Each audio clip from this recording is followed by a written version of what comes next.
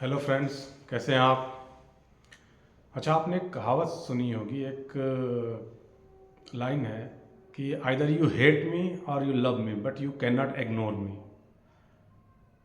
आज ये अमेरिका के राष्ट्रपति डोनाल्ड ट्रंप के संदर्भ में ये बात बिल्कुल सच्ची साबित होती है।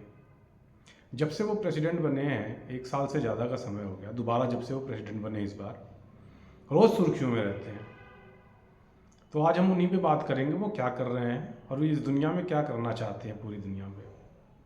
अभी वेनेजुएला का कांड उन्होंने ख़त्म नहीं किया और इतने में उनका बयान आ गया कि हम ग्रीनलैंड पे कब्जा करना चाहते हैं। चाहते नहीं हैं, हम करेंगे। और वो रीज़न क्या दे रहे हैं कि हम अगर ग्रीनलैंड को एक्वायर नहीं करेंगे तो चाइना और रसिया उसको एक्वायर कर सकते हैं। तो चाइना और रसिया से बचाने के लिए हमें ग्रीनलैंड को एक्वायर करना पड़ेगा। लेकिन एक्चुअल रीज़न क्या है? रेयर अर्थ मेटल्स बहुत ज़्यादा हैं ग्रीनलैंड में। करीब 19 lakh tonne rare earth metal है वहाँ पे। तो जिस तरह से वेनेजुएला पे इन्होंने कब्जा किया तेल के लिए, सोने के लिए, उसी तरह ग्रीनलैंड भी नहीं दिख रहा है। अच्छा, इनकी हिम्मत, इनका साहस अब इतना बढ़ गया क्योंकि उन्होंने वेनेजुएला पे इतना बड़ा कांड किया, वहाँ के राष्ट्रपति को रातों रात उठा लिया, उनकी वाइफ को उठा लिया, कैद कर लिया और दुनिया में किसी ने कुछ बोला नहीं। तो उनकी हिम्मत इतनी बढ़ गई है आज के टाइम पे कि वो सीधे सीधे ऐसे कई सारे कांड करने के लिए तैयार हैं।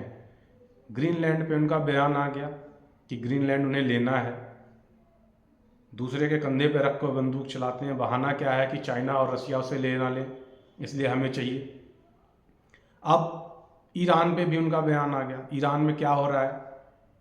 ईरान में तख्ता पलट के लिए वहाँ की जनता सड़कों पर उतर गई है, प्रदर्शन कर रही है। कारण क्या है कि वहाँ महंगाई बहुत ज़्यादा, इन्फ्लेशन बहुत ज़्यादा बढ़ गया। आज की डेट में जो ईरानी रियाल है, $1 में करीब 10 लाख ईरानी रियाल, ये वैल्यू गिर गई है वहाँ की रियाल की। अब आप सोचिए, इतनी महंगाई बढ़ गई, वहाँ की जनता विरोध प्रदर्शन भी ना करे। 31 स्टेट हैं ईरान में। 31 स्टेट में से 31 स्टेट, सारे के सारे स्टेट में विरोध प्रदर्शन ईरान में चल रहा है। और लगभग 21 स्टेट ऐसे हैं जहां पे ईरान की सरकार ने इस टाइम पे लॉकडाउन जैसी सिचुएशन कर दी है। सरकारी ऑफिसेज बंद, स्कूल बंद, सब बंद करवा दिए, इंटरनेट बंद। वहाँ पे विभिन्न विभिन्न माध्यमों से लोग अपना विरोध प्रदर्शन कर रहे हैं। अच्छा, करीब 5 दशक से ज़्यादा के समय के बाद ये विरोध प्रदर्शन वहाँ पे मतलब हुआ है। 1970 के 71 के बाद खामनेई जी की जो सरकार है वहाँ पे, उसके खिलाफ ये विरोध प्रदर्शन हो रहा है। अब इतनी महंगाई बढ़ जाएगी, इतनी भुखमरी आ जाएगी तो जनता क्या करेगी? विरोध प्रदर्शन भी ना करे। अब वहाँ पे इस विरोध प्रदर्शन को रोकने के लिए ईरान की सरकार ने जो कदम उठाए, उसमें लोगों के जान भी जा रहे हैं। तो अमेरिका ने अब इसका बहाना ले लिया, सीधे ईरान को बोल दिया कि अगर आप लोगों पे अत्याचार करेंगे तो हम आप पे अटैक कर देंगे। कुछ ना कुछ बहाना चाहिए ट्रंप साहब को। उन्होंने बोल दिया सीधे कि अगर ईरान अपने नागरिकों पे अत्याचार करता है तो हम उस पर अटैक कर देंगे। अच्छा, वीकेंड में ही ये सब होता है, पता नहीं क्यों। अभी सैटरडे संडे में ये न्यूज़ आ जाएगी, क्या हो जाएगा पता नहीं।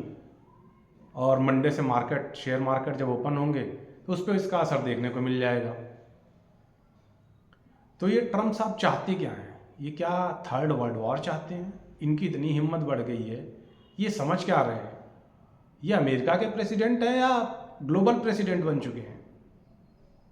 और इस तरह हिम्मत बढ़ती रह गई, किसी ने कुछ नहीं बोला, कोई खड़े होने वाला नहीं इनके अगेंस्ट में, तो ये कुछ भी करेंगे, कहीं भी जाके कुछ भी करेंगे, किसी पे भी अटैक करेंगे, किसी के भी कहीं पे भी प्राकृतिक संसाधन है, पेट्रोल है, तेल है, गोल्ड है, सिल्वर है, सब पे कब्जा करना चाहेंगे। अच्छा, इसमें देखिए चाइना का दिमाग क्या है। कि वो सीधे किसी भी युद्ध में या इस तरह की घटना में दशकों से इन्वॉल्व नहीं हुआ है। उसकी सोची समझी रणनीति है सीधी सादी कि अपने आप को मजबूत करने में अपना पैसा, दिमाग, समय खर्च करो, और धीरे धीरे वो अपने आप को इतना मजबूत कर गया है आज की डेट में कि रशिया और अमेरिका तक उसकी इस बात से डरने लगे हैं। और अभी भी वो यही काम कर रहा है चुपचाप, किसी और कंट्री की तरह नहीं कि थोड़ी सी कोई कामयाबी मिली नहीं कि उसको बढ़ा चढ़ा के बताने लगे। चाइना की जो BYD कंपनी है कार की, जो EV कार्स बनाती है, दुनिया में EV की नंबर 1 मैन्युफैक्चरर हो गई।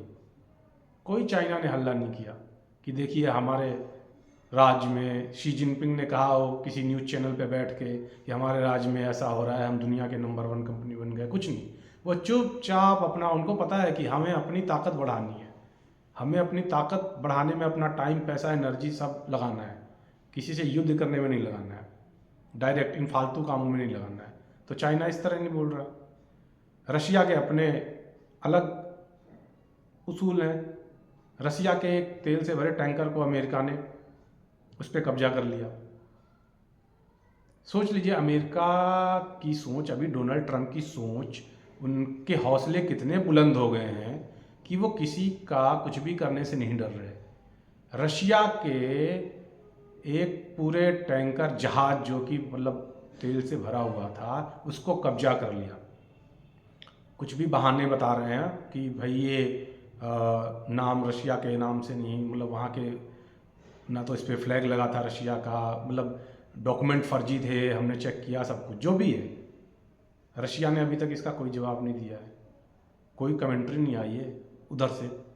आप ये सोच सकते हैं कि अगर रशिया ने चाह दिया इसका विरोध करना तो क्या होगा। रशिया अमेरिका अगर आमने सामने आ गए, ठीक है, ग्रीनलैंड पे जहां ये कब्जा करना चाहते हैं, नेटो के अंडर ग्रीनलैंड भी आता है और अमेरिका भी आता है। अब तो नेटो का भी ख्याल इनको नहीं रह गया, कोई लिहाज नहीं है, नेटो टूट जाए कोई बात नहीं, इतने हौसले बुलंद हैं ट्रंप साहब के। तो ये क्या करवाना चाहते हैं।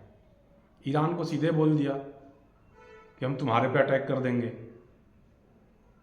तो ये जो कुछ भी हो रहा है, पैसा, पावर, जिस चीज़ के लिए भी हो रहा है, तो क्या ये किस हद तक सही है या गलत है, और इसका हमारे पे क्या फ़र्क पड़ने वाला है, खासकर इंडिया के लिए। इंडिया का अभी कोई रोल सामने नहीं आया इसमें, लेकिन अगर इन 2 दिनों में ईरान पे कोई अटैक अमेरिका करता है तो जाहिर सी बात है शेयर मार्केट पे इस पर इफेक्ट आएगा। और वीकेंड्स में ही ये सब होता है, जिससे अब मंडे को मार्केट खुलेंगे तो बहुत ज़्यादा गैप डाउन, गैप अप, जो भी न्यूज़ पॉजिटिव निगेटिव रहेगी उससे होगा। तो चलिए, ये शेयर मार्केट की बात तो एक साइड हो गई, लेकिन ये क्या करना चाहते हैं डोनाल्ड ट्रंप। क्या ये 3rd वर्ल्ड वॉर करवा देंगे। ये तो किसी से नहीं डर रहे, किसी का संकोच नहीं है। रशिया का टैंकर कब्जे में कर लिया, ग्रीनलैंड कब्जे में करने के सीधे बोल रहे हैं कर लेंगे कब्जा। वेनेजुएला का हाल आपको पता ही है, ईरान को सीधे धमकी दे ही रहे हैं। हर जगह ये अपनी टांग अड़ा रहे हैं। इंडिया पे और उन कंट्रीज़ पे जो रूस से तेल खरीद रही हैं, उनको सीधे बोल दिया कि तुम्हारे पे 500% टैरिफ लगाएंगे। 50% कर दिया था, अब 500%। उसके लिए उन्होंने वहाँ की संसद में बिल भी पेश कर दिया। अमेरिका के सुप्रीम कोर्ट में ये फैसला आने वाला है, वहाँ पे ये उनके खिलाफ बात चल रही है कि क्या ये डोनाल्ड ट्रंप के पास इतनी पावर है कि वो जितना मर्जी उतना टैरिफ लगा दे किसी भी कंट्री पे या कुछ भी कर दे। लेकिन मज़े की बात ये देखिए, अमेरिका की सुप्रीम कोर्ट में 9 जज हैं, 9 में से 6 जज जो डोनाल्ड ट्रंप की पार्टी हैं उनके नियुक्त किए हुए हैं, और उसमें से भी 3 डोनाल्ड ट्रंप ने खुद ने नियुक्त किए हुए हैं। अब आप ये सोचिए कि वहाँ की सुप्रीम कोर्ट क्या डोनाल्ड ट्रंप या उसके अगेंस्ट में फैसला सुना देगी। मुझे तो नहीं लगता। आपको क्या लगता है, कमेंट में बताइएगा। और अगर उनके अगेंस्ट में फैसला नहीं सुनाया, उनके फेवर में फैसला आ गया, तो 500% टैरिफ लगाने के लिए स्वतंत्र हैं। फिर वो अपनी संसद में बिल भी पास करवा रहे हैं। 500% टैरिफ के लिए। इतनी पावर अगर उनको आ जाती है, मतलब सीधी सी बात है, डोनाल्ड ट्रंप आज की डेट में तानाशाह हैं, और सिर्फ अपनी कंट्री के लिए नहीं, पूरे वर्ल्ड के लिए। और रशिया और चाइना जैसी कंट्रीज जो धीरे धीरे डायरेक्ट इन्वॉल्व नहीं होती, चाहे डायरेक्ट इन पे भी कुछ, जैसे रशिया पे इन्होंने किया अमेरिका ने, लेकिन एक दो ऐसी घटना हुई तो ये लोग भी बर्दाश्त नहीं करेंगे। नतीजा ये होगा कि अमेरिका को डर रह नहीं गया, वो महाशक्तियों को अपने आमने सामने ले आएगा। और महाशक्तियाँ रशिया और चाइना को आमने सामने अगर अमेरिका ले आता है तो ये छोटी मोटी घटना नहीं होगी। ये रूस यूक्रेन का युद्ध, ये इज़राइल ईरान का युद्ध नहीं रह जाएगा, ये आप ध्यान रखिएगा। और डोनाल्ड ट्रंप को बिल्कुल भी कोई संकोच नहीं है, कोई डर नहीं है कि क्या हो जाएगा दुनिया में। उनको सिर्फ वो काम करना है जो उनके दिमाग में आता है, जो मन में आता है। उन्होंने सीधे बोल दिया कि जो मुझे सही लगता है, अगर वो कानून है तो मैं मानूंगा। हर कानून नहीं मानूंगा, जो मुझे लगता है सही है वो कानून मानूंगा। तो ऐसी कंडीशन में आपके क्या विचार हैं, आप कमेंट में बताइएगा। और किस कंडीशन में हमारा देश, पूरी दुनिया जा सकती है, आपको क्या लगता है, आपके क्या डर हैं, क्या विचार हैं, शेयर मार्केट पे इससे क्या फ़र्क पड़ेगा, वो आप बताइएगा। हाँ, एक चीज़ बता दूं, अगर इस तरह की कोई अनिश्चितता या इस तरह के घटनाक्रम होते हैं ज़्यादा, तो जो प्रीशियस मेटल्स हैं उनमें तेज़ी बनती है।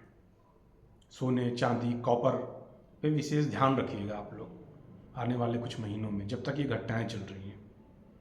और बहुत क्लोजली वॉच करिएगा सारे न्यूज़ को, क्योंकि डोनाल्ड ट्रंप कभी भी कुछ भी करा सकते हैं। शेयर मार्केट क्रैश करवा देंगे, वर्ल्ड वॉर करवा देंगे, कुछ भी करवा सकते हैं।